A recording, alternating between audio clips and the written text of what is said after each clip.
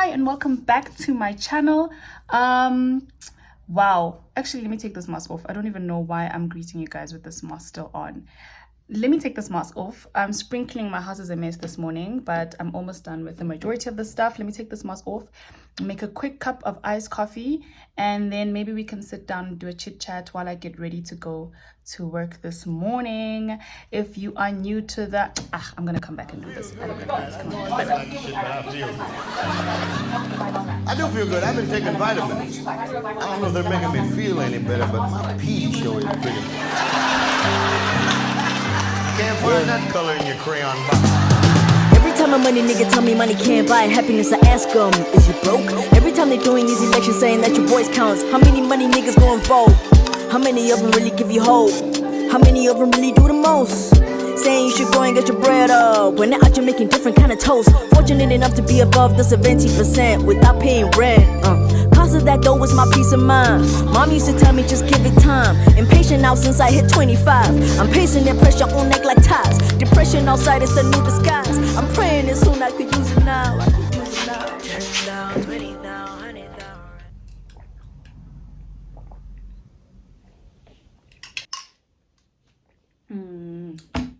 This is so good. Let's try that again. Hi, welcome back to my channel. The much anticipated, much asked for sit down is finally here. If you're a returning subscriber, and thank you for staying with the family. If you are new here, welcome to our family. We are still finding our feet on this channel. You can like, comment, and subscribe if you are happy with the content. But otherwise, today I'm doing my first ever sit down. I have got my almost finished iced coffee now. This stuff is so good. So in here I've got a cappuccino stick from Nescafe in hazelnut. That's a favorite. Love this flavor. I've got what's this? Iced coffee. What am I even saying? Hey guys, but I think the most important ingredient here, and I put it on, is what you call it, guys. What is going on? Collagen. I put collagen, and I have collagen every day in either my coffee or my iced coffee. It's good for your skin. It's good for your body. I'll give you guys the link and the details for it in the description. I'm also going to be having ice cream because cravings. But yeah, so this is the sit down that everybody has been asking for. I need to tell the story of how I resigned from my high paying job to start a business, right? And why I resigned, how I resigned, and just take you through the journey of how I got to where I am today, right? I'm gonna try and make this as short as possible, but I'm a blabbermouth, so I can't promise you that, but let's try. Let's really try fast forward everything and try to just get to the crux of it, right? So I was a communications officer for one of the local peristatals here in Eswatini. Qualified for the job, started working for the peristatal 2 years ago. So I was working for 2 years before I resigned. One of the best paying jobs I've ever had. And yeah, so before that, I worked for a private company. So when I shifted to, and when I say private company, it was in the banking industry. So I worked for one of the big banks. And shifting from there to a peristatal semi-government type of institution was a really big culture shock for me in terms of how things are done and why things are done, all of those questions, right? So I think for me, it was... I think it was definitely a culture shock, and not even because of the people. I think the people were lovely. It was just like the system in itself. I just wasn't thriving in that environment. I wasn't thriving in that the system. So I thought to myself, no, I'm gonna give it the best that I can, and if I can't, I'm gonna let it go, which is like my biggest thing, even like with working and relationships and everything. I really think we have a culture of not letting go of things. We let things happen to us so much as a people that we think we're so far gone that we can't get out of it, right? This is in relationships, this is in working, this is in family relations, everything. You literally have one life, and you literally have this obligation to curate that life alongside God's desires for you, right? But if you sit in something for so long, even when God has said this is not the right environment for you through different signs, and you sit in it, there's no wonder you're going to look back at your life when you're 50 and say, damn, what have I done with my life? But anyway, let's not get into that because I'm going to get super emotional if I get into that. So I resigned last year in October 2021. I tried to serve my notice for 30 days, but I think there was just an obligation for me to do it for more. So I was officially done in December. I think I remember our Christmas party was the last day that I was actually active at work. That was my last day. And it was a really nice day. The Christmas party went well. And as I was driving home, I was so emotional. I literally cried all the way from Ezulwini ngaze ngafika ekhaya. And not because I was sad.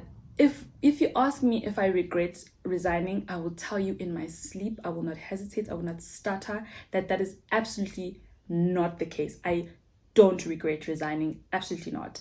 If anything, it was one of the greatest things I've done in my working career. And I've resigned before, but that's a story for another day. But yeah, so when I resigned from my job, and that was the last day, and I was driving home and I was crying, I was so relieved. I cannot even start to explain how much of the heaviness of that environment and that work experience I put down that day.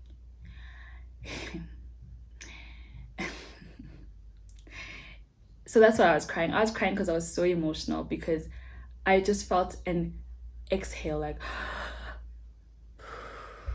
you know what I'm saying? Like, I put it down that day and I said, I am done. And again, I say it wasn't even the people. It was just the system was one that wasn't conducive for myself. It was heavy on me, and it took away a lot from me. And I really believe in like, if you're part of something, it really should add value to you. And if it wasn't feeling like it's adding value to me, there was no point in me staying. So I resigned, and everybody thinks it was an emotional type of like, I resigned, I sent an email and I said, I'm done. It really wasn't. And I think that's my biggest advice. This is not to tell people to just resign whenever they feel frustrated. You really need to have a plan, or have it like thought out thoroughly before you do that, especially because I have responsibilities and I have people who I'm accountable to, rather. So it wasn't ukuthi ngavuka nje ngathi kubuntu ngathi yathi mina yangisakhoni lana ngafaka resignation. It's not how it happened. And if I remember properly, I engaged my HR personnel earlier that year, and they didn't know I wanted to resign, obviously, but I was just like, I need to know like the balance of my pension and how everything is gonna pan out should I want to leave, right? And they showed me the balance, so I knew how much I was working with in terms of, if I resigned today, how much am I going to get? How long is it going to take for me to get it? And what are the options that I have, right? So I knew earlier in the year that, okay, this is my pension. And it was, it was pretty healthy. It was pretty good. The job was well paying, and it had the right benefits and all of that, right? So I knew how much I was working with. I knew that I was going to resign before the end of the year, right? Come hail or high waters. And the only problem in this whole equation was that I didn't know what I was going to do. And I just knew I was going to resign. So, and that's another like thing. I'm like a person who builds the plane while it's going, because I've got so much faith. And if I believe that you need to walk in the type of faith that's actually very scary, right? And for me, it's like, I knew the end, I knew the what. I knew the what was, you're going to resign. What are you going to do? I'm going to resign. But the how, in terms of like, what is going to sustain you and what are you going to do after, I absolutely did not know. So randomly, before I resign, I go to a girls trip with my friends to Cape Town, and in preparation for that, I go to the salon. One of the best salons even till today. I love that place. I go to the salon and I do my hair, do my nails. I did a whole thing. So ngachacha, ngacleaner, ngalo, bought the braids, bought the hair extensions, everything. When my bill came, I was like, much? You know? And I think it was like almost, if not over 1,000 rand. And I said, just for me. And I looked around. I remember standing at the counter and looking around, and the place was full. And I said, you guys are making money, yeah, hey? And the lady laughed at me. And I said, I definitely did not want to risk my pension on something out the box, something innovative, something 21st century, where the business model has never been seen before. I said, with my pension, I want something that is tried and tested, that there's a demand for, that is constant, that is, all I have to be is to actually just do it. You know, I don't have to try and sell people on the idea because the demand is already there. So when I put 2 and 2 together, I said, Bob's your uncle. This is exactly what I'm going to do. So I decided to open a salon. I know nothing about hair, baby, okay? I know nothing about hair. I don't know how to do hair. And I think that was another learning point. You literally can put your mind to something, and all you have to do is just do the work, do the research. Don't just put up something together, especially if it's not your passion, and think it's going to work. So I put in the work. I did research. I got a mentor. They helped me with the checklist in terms of what I needed to start, in terms of location, staffing, products, the works, right? For months before I resigned, that was me doing the work. I knew how much I had. I knew what budget I had. I knew what my needs were for the next couple of months that I had to fend for, and that had to fall into that pension as well, right? So I tabled all that down. I did the risk checking. And you know, this whole time I was super scared. But I know that I knew, and I know now then also that I knew that I had to, like, if I'm going to fail, at least I would have known what I tried. And failing is such a good thing, guys. Failing, I'm a fail fast type of person. I want to fail now and not later. I want to fail now so that by later I know that the lessons that I have in check are 1, 2, and 3. I don't know if that makes sense, but I'd rather fail fast than fail later, when now the risks are ridiculously high. The responsibilities are by the truckloads. You know what I'm saying? So for me, risking early was definitely something I wanted to do. So I said to myself, okay, cool. So this is now the business model. This is the amount of money I have. And now I have to just resign.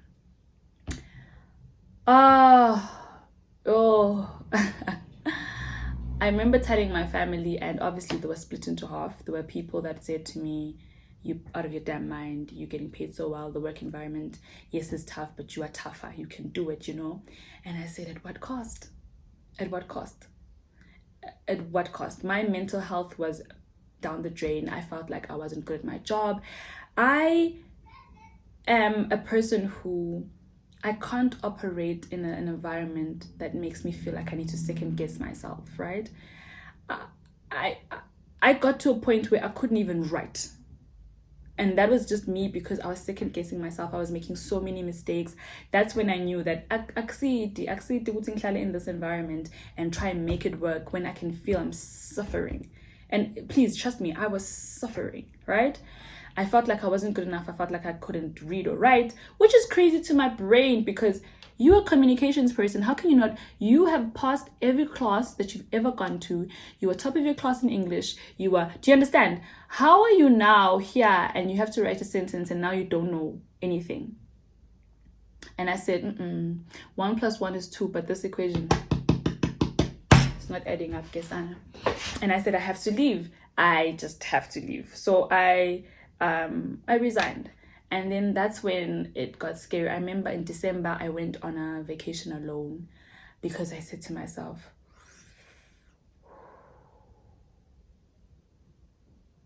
I see it. You know, first of all, I couldn't believe that I was doing this. I waited for my pension. I had family members who supported me in terms of like, no, you did the right thing. You are happier now. We can actually tell that you are happy, you know. But leading up to me opening the salon, I said I was going under. I was so depressed. And not because I wasn't happy. It was just because I really was like, who am I? Who am I to think that I can make this work, you know? And I think I need to really, really thank my Instagram followers. I know everybody has made the online community and social media platforms such a dreaded place in terms of like mental health. But for me, they've really been quite the opposite. It's been a place where I've had strangers welcome me with so much warmth. I've had people send me prayers. I've had people send me words of encouragement when I really was going down. I had people saying, no, whatever it is that you're starting in March. Guys, I remember leading up to March, I was so nervous and people were sending me messages, "Guthi noma ngabe yini sito investor." And I said, who am I? Who am I to have people believe in me so much? And I said, okay, God, okay. I said, okay, God, okay. Because I think it was in the moment when I was getting those messages that I realized, Guti, your light and your gift and your name wasn't embedded in God's mind if it wasn't worth it. He said, you are worth existing in this time. You are worth existing for such a time to shine your light. And if anything, I'm going to show the world my goodness through you. And I said,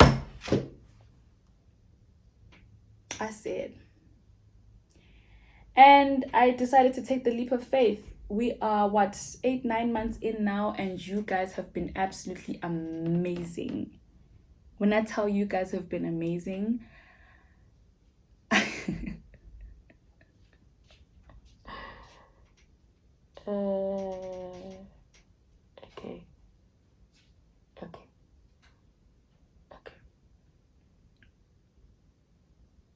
okay. When I tell you guys have been amazing, I am catering for about 5 people's livelihoods. I am catering for my household's livelihood, and I've got people who work for me, and I've got a son who looks up to me and I'm accountable to. I've got family that I support. To think I'm able to do that because someone every day comes through our doors at 50 rand, and you think it's something small, the magnitude of gratitude that I have is actually sickening. It's actually every day I wake up and I'm sickened by how grateful I am. And I've just got such big dreams for Authentic. Authentic Hair Salon and Barber is the name of the salon that I opened. And if you haven't come through, please do come through. Those of you who are regulars and you're always there, I appreciate you so much. I've got such big hopes for Authentic. I'm hoping we can expand it in the country. I'm hoping we can expand it outside the borders of this country and create the same service. So one thing I said to myself when people are like, "Uvuli salon, but na salon akhona bona." When ucabanga ukuthi yakho ito sitwa yini. And I said, first of all, God, which is actually enough. That's a reason enough. It's gonna survive because of God.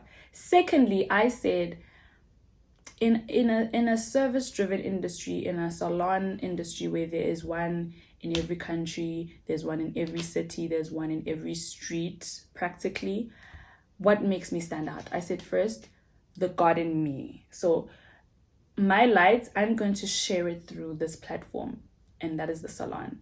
The service is going to be so spectacular that it won't matter. It won't matter where you've been before or what service you've received before, because when you get our service, you're going to realize it's genuine, it's warm, and it's a service that we have absolutely invested ourselves in completely, right? So when it comes to the service, I was definitely like, no, okay, cool, that's what I'm going to focus on. Because rather, and this is my thing, rather sikugcine kabi kunokuthi sikuphathe kabi, right?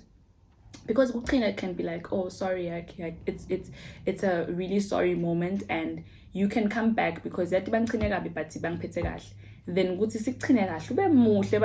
the service for you to get that hairstyle was a mission, or it was just like, what the hell is going on? And I was like, no ways. So I'd rather give a service that is spectacular and try my best to make even the hairstyling the best that we can do. Probably there are other people that are better than us, and that's fine. I'm not in competition with anyone. If anything, I think we all have a share in the piece of the pie, right?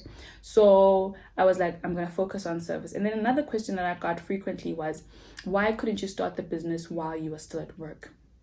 I fully believe in fully investing yourself in something that you want to succeed. And I felt like, should I have put one foot in and one foot out, I would have crashed, because I would be so anxious trying to keep both of the things working that I'd crash in one, if not both. And for the type of service that I wanted to give, I really felt I needed to be on the ground full time to make sure that the girls and the ladies and the people that are employed in the salon and the barber understand the level of service and the type of service I want to give to people. It's one thing telling people what to do, but obviously it's a different thing to show them what you want to do. Also, I branded myself right at the forefront of this business. So for me to now open a salon, but I'm never there, or open a salon and I have no personal investment in it, it just seemed like I'm just asking people to shoot a rocket into the sky and hope it hits somebody, you know? So yeah, I definitely decided I'm gonna be full-time into that until I move into something else, until I feel like it's steady and it's strong enough for me to invest my time into something else. But I fully wanted to go into that. What else? So yeah, resigning was something I planned for, and I did it. It felt like, do I regret resigning? Not even a bit. I don't even want to stutter. I don't have to think about it. I don't regret it one little bit. Would I go back to working in corporate? Definitely. And I think that's what doing things early or risking things early in life helps you with, right? I still have much time to be working. I still have the opportunity and the choices to go back to corporate. Now that I've started this and it's grounded, it's steady, it works for itself now, I do have the option. I can pick and choose now, like, do I want to work? Do I want to start another business? Do I want to be a full-time wifey? I think I have the option, I have the choice. And I think it's very important that we don't let life happen to us. I'll say that again. I think it's very important that you don't let life happen to you. You happened to life. Life was there from the beginning of time. It's going to be there after you. You need to happen to life. You need to create your life in a way that was making you utterly satisfied. That makes you, what's the word? Content. That makes you utterly content in what you're doing, whatever that looks like for you. Some people are very career driven, so being in the corporate space makes them very fulfilled. Some people are very artistic, but have found themselves in corporates when they're not. All I can say is, guys, please fight for your passion, fight for your life. Don't let things happen to you. So now 45, you're in mega debt, you have followed none of your passions, none of your pursuits, you have responsibility up to your neck, and now you are chained to that responsibility and you can't move. Just don't let life happen to you. Make sure that all your decisions are intentional, even if it takes long. The things that I want, I'm only planting seeds now. The things that you guys see me doing now and you're thinking, oh, those are not the things I want. I'm just planting the seeds to get the things that I want in the few years to come. I have to lay the ground, and people don't want to lay the ground. People just want to succeed and want to have all these things and want to live this life. It's not that simple. You need to lay the ground. You need to make the sacrifices. I mean, I was driving a BMW and I was that girl, and I had to sell my car. I sold my car because I said, for the season that I'm going in now, I don't need a big car. I can't afford a big car. So I bought a small car. It was secondhand, and it's doing the purpose. It's doing everything that I needed to do for this season of my life. And if you're not willing to make the sacrifice because you're on a road show for the world to see that you are succeeding when you know you're not, oh, God bless your soul. God bless your soul. I'd rather look like I'm not succeeding when I know very well everything I'm doing is intentional and I'm laying the ground for everything that I want in the future. So yeah, that was me on resigning, on starting a business. I hope you guys enjoyed the sit down. I'm trying not to make it long. I'm trying not to elaborate, but you can see I'm such a chatterbox. But yeah, if you enjoyed this video, please give it a thumbs up. I hope you watched till the end. And if you got here, thank you so much. Thank you so much. Please don't forget to like, comment, and subscribe to the channel and be part of the family. I will see you guys on the next video.